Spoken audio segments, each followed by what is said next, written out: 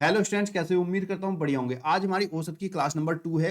Class पहली में मैंने आपको बताया था फॉर्मूला कैसे इस्तेमाल करना है, सम हम कैसे निकालते हैं, पदों की संख्या कैसे निकालते हैं और औसत होता क्या है। ये सारी चीज हमने पहली क्लास में डिस्कस की थी।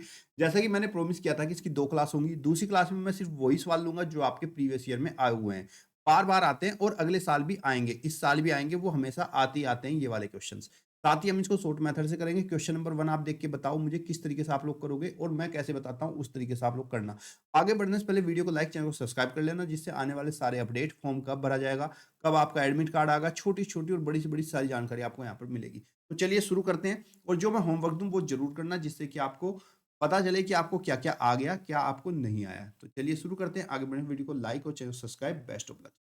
जैसा कि लास्ट क्लास में मैंने आपको बताया था कि औसत क्या होता है। औसत होता है संख्याओं का योग बटे में कुल संख्या है। ऐसे हम करते हैं तो हमारा औसत निकल के आ जाता है। अब प्रश्न है हमारा, प्रथम 5 सम संख्याओं का औसत क्या होगा। तो यहाँ पर नॉर्मली बच्चे कैसे करेंगे, पहले 5 सम संख्याएं लिखेंगे। 2, 4, 6, 8, 10, ये हमारी 5 सम संख्या हो गई। तो इन संख्याओं का योग करेंगे और योग करने के बाद इसको फिर संख्याओं से डिवाइड करेंगे। देखो कि कुल संख्या होती है, नीचे 5 है तो 5 से भाग करेंगे और इस तरीके से आपका उत्तर आएगा। लेकिन जो मैं आपको ट्रिक सिखा रहा हूं उससे आप इसको करिएगा। 5 संख्याओं का औसत क्या होगा, तो आपको क्या करना है, सिर्फ जितनी हमारी सम संख्या है 5 का पूछा है तो आपको क्या करना है, 5 में 1 प्लस कर देना है, तो हमारा औसत 6 आ जाएगा। ऑप्शन नंबर सी आपका राइट आंसर। यहीं पर आपको 5 की जगह पूछ लेता है कि 11 सम संख्याओं का औसत क्या होगा, तो 11 में 1 प्लस कर दोगे तो आपका औसत 12 आ जाएगा। जितनी भी सम संख्याओं का औसत वो पूछे आपसे प्रथम, उसमें 1 प्लस करोगे आपको औसत आ जाएगा। आप चाहे इसको ऐसे करोगे तब भी आंसर सेम ही आएगा, लेकिन यहाँ पर आपका टाइम भी बचेगा। 4 2 6, 6 12 8 20 10 30, 30 को हम डिवाइड करेंगे 5 से, 5 छंग 30, देखो 6 ही आंसर आया। और डायरेक्टली आप 5 में 1 प्लस करोगे तब भी आपका आंसर 6 ही आ जाएगा। अगला प्रश्न देखिए, चार संख्याओं का औसत है 40। अगर हम चार संख्याओं को औसत निकालते हैं तो 40 आता है। मान लीजिए चार संख्या आपकी चार है, ए बी सी और डी, और इन चारों संख्याओं का औसत तो जो हमें 40 दिया गया है।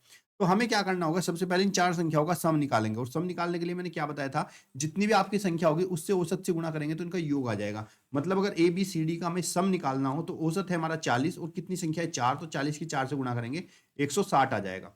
फिर उसने कहा यदि पहली तीन संख्याओं का योग कितना हो, 75। पहली तीन संख्याएं यानी कि ए प्लस बी प्लस सी और इनका योग है, इन संख्याओं का योग है कितना, 75 दिया है। पहली तीन संख्याओं का योग है 75, यानी कि ए बी सी को हम जोड़ते हैं तो जोड़ने पर ही हमें 75 मिल जाता है। पूछ रहा है हमसे चौथी संख्या क्या होगी, हमें ये डी वाली संख्या बतानी है। तो हमें पास जो है चार संख्याओं का योग आया 160 और पहली तीन संख्याओं का योग है 75। हम इसमें से माइनस करेंगे, 10 में से 5 गया 5, 16 में से 7 गए आपका, 16 में से 7 गए, कितना बचा आपका 9, नहीं 16 नहीं, हासिल तो इधर लिया था ना, यहाँ पे 15, 15 में 7 गए 8, तो कितना बचा आपकी चौथी संख्या 85 हो गई। ऑप्शन नंबर डी आपका राइट आंसर। क्लियर बच्चों। कभी भी आपको संख्याओं का औसत दिया जाए और उन्हीं संख्याओं का आपको योग निकालना हो तो संख्याओं का नंबर गुणा औसत करेंगे तो आपका योग आ जाएगा। ऐसा होता क्यों है, क्योंकि आपको पता है सूत्र आपका होता है औसत बराबर संख्याओं का योग बटे में कुल संख्या। अगर हमें संख्याओं का योग निकालना है तो हम इसकी तिरछी गुणा करेंगे, तो औसत गुणा कुल संख्याओं से हम गुणा करेंगे तो हमें अपने आप ही योग निकल के आ जाएगा। क्लियर बच्चों। अगला प्रश्न देखिए, कक्षा 5 के 10 विद्यार्थियों द्वारा प्राप्त अंक कुछ इस प्रकार है, तो इनका औसत निकालिए, इनका औसत क्या होगा। तो बच्चे यहाँ पे देखिए 10 विद्यार्थी हैं तो औसत निकालने के लिए क्या करते हैं, कुल अंकों का योग, सभी अंकों को हम यहाँ पर प्लस करेंगे और प्लस करने पर जितने भी विद्यार्थी हैं उन्हीं से हम इसको भाग कर देंगे, तब हमारा औसत आ जाएगा। ये आपका होमवर्क है, कमेंट बॉक्स में बताना इसका आंसर क्या होगा। क्वेश्चन नंबर 3 है ये। अगला देखते हैं क्वेश्चन नंबर 4। क्वेश्चन नंबर 4 में कहा गया है कि सचिन ने रन लगाए हैं 40, 86, 120 और 36, और गांगुली ने जो रन बनाए हैं वो बनाए हैं 54, 24, 140 और 74। तो बताओ किसके द्वारा बनाए गए रनों का औसत अधिक है, किसका औसत अधिक होगा। तो सबसे पहले आपको देखनी है नंबर ऑफ पारी बराबर है का, पहला दूसरा तीसरा चौथा, 4 पारी इसने खेली और इसने पहली दूसरी तीसरी चौथी 4 ही पारी इसने खेली। अगर दोनों ने बराबर पारी खेली है तो आपको औसत निकालने की जरूरत नहीं है, बस आपको इनका सम निकालना है और सम निकालते ही आपका आंसर आ जाएगा। तो पहले सचिन का देख लेते हैं, सचिन ने टोटल कितने रन बनाए हैं। तो यहाँ पर सचिन को प्लस करते हैं, तो सचिन का जो टोटल सम आया है ये आया है 282। अब हम गांगुली के अंकों को भी पता लगाते हैं कि गांगुली ने कितने अंक बनाए हैं। उसके बाद हमें पता चल जाएगा कि कौन सा औसत ज्यादा रहेगा, क्योंकि यहाँ पे नंबर ऑफ पारी बराबर है इसलिए हमें औसत निकालने की जरूरत नहीं है। जब हमने गांगुली के अंकों को प्लस किया तो गांगुली के अंक प्लस करने पर हमारे पास आए 292, यानी कि गांगुली ने ज्यादा रन बनाए और सचिन ने कम, पारी तो समान ही थी। तो ऐसी कंडीशन में गांगुली का औसत ज्यादा हो जाएगा, ऑप्शन नंबर बी आपका राइट आंसर। लेकिन अगर यहाँ पे ऐसा होता कि सचिन ने मान लो 5 पारी खेली होती और गांगुली ने 4 या 6 पारी खेली होती, तो ऐसी कंडीशन में इनका योग करके इनकी पारी से इनको भाग करते और हमें पता चलता कि किसका औसत ज्यादा है। अगला प्रश्न देखिए, बहुत ही बढ़िया सवाल है।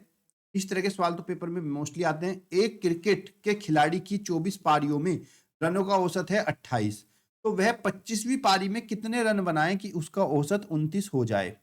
तो हमें क्या करना होगा बच्चे, हमें यहां लिखना है 25वीं पारी, 25वीं पारी में अंक या रन। तो 25वीं पारी में जो रन बनाएगा उसके लिए हम क्या करेंगे, सबसे पहले देख लेंगे अगर उसका औसत 29 आता है 25 पारी खेलकर, तो टोटल योग कितना आएगा। तो आपको क्या करना है, 25वीं पारी और गुणा जो भी उसका औसत बचा है उन दोनों की गुणा करेंगे, 25 इंटू 29, तो ये 25 पारी में खेले गए रनों का योग हो जाएगा। और प्लस 24 पारी का जो औसत था वो 28 था, तो यहाँ पे हम क्या करेंगे, प्लस नहीं बच्चों माइनस, क्योंकि यहाँ पे हमारा 25 पारियों का सम आ गया, उसमें से 24 पारियों के रनों का सम को हम माइनस कर देंगे। तो सम निकालने का तरीका, 24 पारी खेली, औसत आया 28, तो 24 की 28 से गुणा कर देंगे और हमें पता चल जाएगा कितने अंक उसने बनाए। तो 25 की 29 से गुणा करते हैं, इसकी गुणा करने पर 25 और 29 की हमें मिलेगा 725, और यहाँ पे गुणा करेंगे तो मिलेगा 672। अब हम इसको माइनस कर देंगे और पता चलेगा भाई हमें 25वीं पारी में कितने नंबर मिले। 5 में से 2 गया आपका 3 हुआ, और यहाँ पर बचे आपके 12, 12 में से 7 गए आपका बचा 5। तो टोटल जो है 53 नंबर उसको और बनाने पड़ेंगे, 53 रन बनाने पड़ेंगे 25वीं पारी में, तब जाकर उसका औसत 29 हो जाएगा। ऑप्शन नंबर डी आपका राइट आंसर। क्लियर बच्चों, अगला प्रश्न देखिएगा, ये भी इंपॉर्टेंट है और बहुत ही छोटा सा सवाल है। कभी वो कहेगा 20 समान का औसत, या फिर कहेगा कभी सभी संख्याओं का औसत है इतना, यदि प्रत्येक संख्या से इतना घटा दिया जाए। दो चीजों में आंसर पूछेगा, या तो कहेगा आपसे घटा दिया जाए, या फिर पूछ लेगा जोड़ दिया जाए, तो समान का नया औसत क्या होगा। तो बच्चे ध्यान रखना, जब हम प्रत्येक यानी कि 20 के 20 समान में से 3 माइनस कर रहे हैं, तो ऐसी कंडीशन में जो हमारा नया औसत बनेगा, जो हमारा नया औसत बनेगा, उस पुराने औसत में से उतना ही माइनस कर देंगे जितना हमने सभी में से घटाया, यानी कि 18 माइनस 3 बराबर 15, तो नया औसत हमारा 15 होगा। ऑप्शन नंबर बी आपका राइट आंसर। यहीं पर बच्चे अगर वो घटा की जगह कहता कि जोड़ दिया जाए, तो जो पुराना औसत हमारा 18 था उसमें हम 3 जोड़ देंगे तो हमारा नया औसत आ जाएगा। अगर ये लिखा है प्रत्येक समान से या फिर प्रत्येक संख्या से, ध्यान रखना।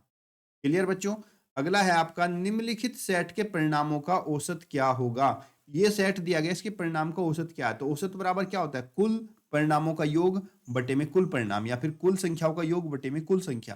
तो आप इन सबको प्लस करोगे, संख्याओं को, और प्लस करके जो भी कितने संख्या परिणाम है, 1 2 3 4 5, 5 से इसको भाग कर दोगे। चलिए कमेंट बॉक्स में बताइए इसका आंसर क्या होगा।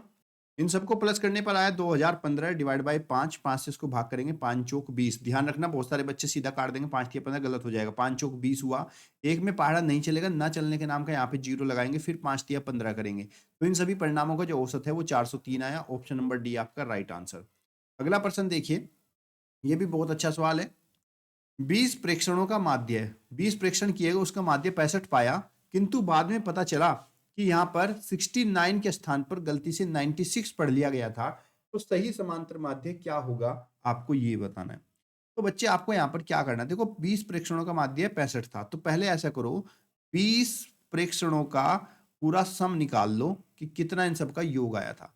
तो 20 प्रेक्षणों का अगर हम योग निकालते हैं तो योग बराबर क्या होता है, जो भी आपका औसत दिया गया 65, उसकी गुणा करेंगे जितने भी प्रेक्षण थे, कितने थे 20 थे। चलिए इनकी गुणा कर लेते हैं, 2 पंजे 10, 2 छिक 12 और 1 13, तो इन सबका योग आया 1300। लेकिन इस 1300 में हमने क्या किया था, गलती से 69 के स्थान पर हमने 96 लिख लिया था। मीन्स ये जो योग है 1300, ये सही योग नहीं है। तो हम यहाँ पे सही योग निकालेंगे, और सही योग कैसे निकलेगा वो देख लो। सही योग जो इनका आएगा 20 प्रेक्षण का, 1300 तो आया था पहले जब गलती हुई थी, और जहां पे हमने 69 के स्थान पर 96 पढ़ा था, तो यानी कि इसमें जो हमने 96 पढ़ा था उसको तो कर दो माइनस, और जो सही अंक था 69 इसको हम कर देंगे प्लस। तो 13 में से 96 हम यहाँ पे माइनस करेंगे और 69 प्लस करेंगे।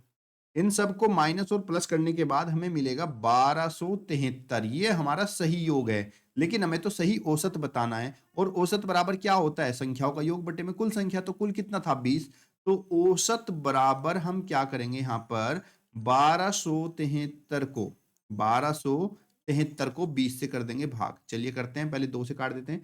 2 एकम 2, 0, 2 छिक 12, 2 तिया 6, बचा 1, 2 छिक 12 और 2 पंजे 10, कितना हुआ 636.5। लेकिन यहाँ पे क्या दिया है आपको, 10 दिया गया है। 10 दिया गया है तो ये 10 से जब भाग करते हैं तो दशमलव एक इधर आ जाता है, तो हमारा जो सही औसत होगा वो 63.65 हो जाएगा। ऑप्शन नंबर ए आपका राइट आंसर।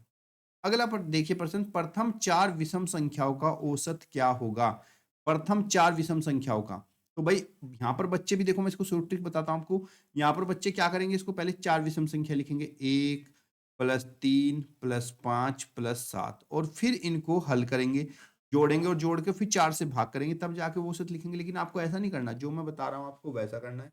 आपको क्या करना है, अगर आपको पहली 4 विषम संख्याओं का औसत पूछा है, तो जो जितनी विषम संख्या है हमारी, पहली कितनी है, 1 2 3 4 विषम संख्या है, तो इनका औसत भी 4 ही होगा। ऑप्शन नंबर बी आपका राइट आंसर। चाहे आप इसको प्लस करके देख सकते हो, 3 और 1 4 5 12, और 12 और 7, 3 और 1 4 5 9 7 16, कितना आया इन सबका सम 16 आया। और 16 को जब हम 4 से भाग करते हैं तो 4 चौक 16, देखो वही आएगा। तो आपको जोड़ना कुछ नहीं है, जितनी भी प्रथम विषम संख्याएं दी जाए सीधा लिख दो, यही इसका औसत होगा। अगला प्रश्न है, संख्या 3 6 9 6 का औसत बताइए, इनका औसत कितना होगा।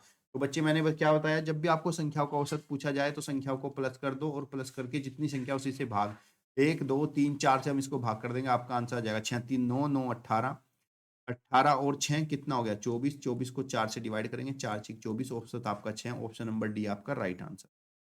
अगला प्रश्न देखिए, एक व्यापारी ने 5 टीन डालडा 210 रुपए प्रति टीन की दर से खरीदा, 7 टीन डालडा 215 रुपए प्रति टीन की दर से खरीदा, और 8 टीन डालडा 200 प्रति टीन की दर से खरीदा।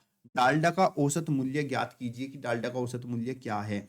तो पहले हम क्या करते हैं, कुल मूल्य निकाल लेते हैं। तो 5 टीन है हमारे पास, और 5 टीन का, यहाँ पर बच्चे हमारे पास 5 टीन है, और 5 टीन का उसने औसत दिया है। तो ऐसा करते हैं, 5 टीन का कुल मूल्य निकाल लेते हैं। पहले कुल मूल्य कैसे निकलता है, औसत गुणा कितने टीन है। देखो 5 टीन का औसत है ये, तो अगर हमें कुल निकालना होता है तो औसत की गुणा कर लेते हैं इसके, ठीक है। तो यहाँ पर एक टीन जो है 210 का है, तो 5 टीन कितने हो गए, 21 की 5 से गुणा करेंगे, 21 पंजे 105 और 0 1050 के 5 टीन हो गए।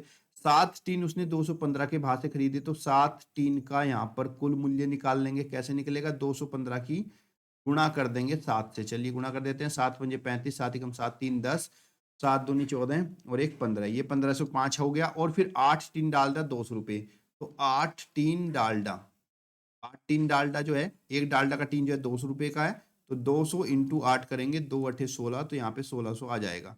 तो यहाँ पर कुल टीन और कुल मूल्य निकाल लेते हैं। कुल टीन कितने हो गए, 5 टीन 7 टीन और 8, तो 7 5 12 और 8 टोटल कितने हो गए हमारे पास, 20 टीन हमने खरीदे। और इन 20 टीन का जो कुल मूल्य हमारे पास आया, इन सबको जोड़ देंगे, 1050, 1505 और 1600। चलिए प्लस करते हैं, 0 5 5 आ गया, फिर सेकंड आपका 5, फिर यहाँ पे 5 आ गया, फिर यहाँ पे तीसरे नंबर पे 0 और 5 और 6 11, एक हासिल लग गया, एक और एक 2 और एक 3 और एक 4, तो 4155 रुपए के 20 टीन हुए। हमसे पूछ रहा है औसत क्या होगा, तो औसत बराबर क्या होता है, कुल टीन जो कि 4155 आया, divide by number of tin, divide by हम 20 करेंगे, 0 से 0 चला जाएगा, 2 दूनी 4 0, 2 दूनी 4 और 2 पंजे 10, तो कितना हो गया आपका बच्चे यहाँ पे ये आंसर। तो इसको कट करने पर आएगा 207.75। ठीक है बच्चों, 4155 हमारा बना, इसको हम काटेंगे 207.75, कैसे हुआ देख लो, फिर से गलती मत करना। 4155 डिवाइड बाय 20, यहाँ पर जब हम इसको काटेंगे, यहाँ पर ये 0 नहीं था, तो यहाँ पे हम जिसको काटेंगे, 2 एकम 2 0, 2 दूनी 4, 2 दूनी 4, बचा 1, 1 में टेबल चलेगा नहीं, तो 15 के लिए पढ़ेंगे, 2 सते 14, 2 सते 1 के लिए 0, 2 सते 14 और 1 15, फिर से हम इसको कैंसिल करेंगे यहाँ पर। चलिए इसको दोबारा डिवाइड करके दिखाता हूँ आपको मैं। यहाँ पे क्या करेंगे, 2 से कैंसिल करें, 2 1 जा 2 0, 2 2 जा 4, यहाँ पे देखो 1 में टेबल नहीं चलेगा, 0 लग जाएगा, 2 सते 14 बचा 1, 2 सते 14 1 15, दसमलव लगा के 2 पंजे 10। अब जब हम 10 से डिवाइड करते हैं तो दशमलव हमारा इधर आ जाता है, तो हमारा हो जाएगा 207.75। ऑप्शन नंबर ए आपका राइट आंसर। क्लियर बच्चों। अगला प्रश्न देखिएगा, तीन संख्याओं का औसत 7 है, पहली दो संख्याओं का औसत 5 है, तो तीसरी संख्या ज्ञात करो। हम क्या करेंगे, पहले तीन संख्याओं का सम निकालेंगे, 3 की 7 से गुणा करेंगे, और फिर अगली पहली दो संख्याओं का औसत है 5, तो 2 की 5 से गुणा करेंगे, फिर जो आएगा उसको माइनस कर देंगे, यानी कि 7 गुणा 3 तीन संख्याओं का औसत, माइनस 2 संख्याओं का औसत 2 गुणा 5 करेंगे। कमेंट बॉक्स में बताना आंसर क्या आया सोल्व कर। अगला क्वेश्चन देखिए, अध्यापक वाला क्वेश्चन पेपर में बहुत ही बार आ रहा है, ये लगातार आ रहा है। किसी कक्षा में 30 विद्यार्थियों की औसत आयु 15 है। यदि अध्यापक भी शामिल कर लिया जाए तो आयु 1 वर्ष बढ़ जाती है, तो अध्यापक की आयु क्या होगी? तो ऐसी कंडीशन में जब हमसे पूछा जाए कि अध्यापक की आयु क्या होगी, तो ऐसी कंडीशन में क्या करें? देखो पहले 30 विद्यार्थी थे, लेकिन जब एक अध्यापक उसने शामिल किया तो अब टोटल जो है 31 व्यक्ति हो गए हैं, और 31 में जो औसत आयु है वो 1 वर्ष की बढ़त हो जाती है, यानी कि पहले 15 वर्ष थी आयु, अब औसत हो गई 16 वर्ष। तो 16 गुणा 31 करेंगे तो यहाँ पर बच्चे और अध्यापक की आयु का सम आ जाएगा, और इसमें से 30 विद्यार्थियों की औसत आयु को माइनस करेंगे, तो 30 गुणा 15, यहाँ पर 30 विद्यार्थियों की आयु आ गई।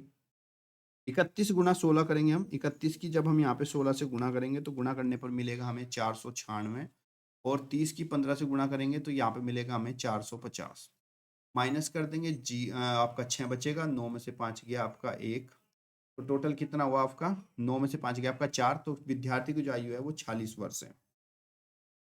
तो बच्चों उम्मीद करता हूँ आपको ये सारे क्वेश्चन जो है बहुत अच्छे समझ में आए होंगे। और देखो मैं क्या करता हूँ, आपका ज़्यादा टाइम वेस्ट नहीं करता हूँ कभी भी, हमेशा आपको डायरेक्टली क्वेश्चन कराता हूँ जिससे आप लोगों को अच्छे समझ में आए और आपका टाइम जो है कम से कम लॉस हो।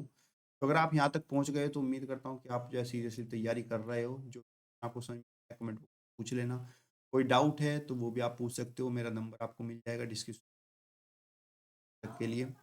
बस आप लोग मेहनत करिए, तैयारी करिए, और फॉर्म आपका जस्ट आने ही वाला है। तब तक के लिए धन्यवाद। जय हिंद, जय भारत।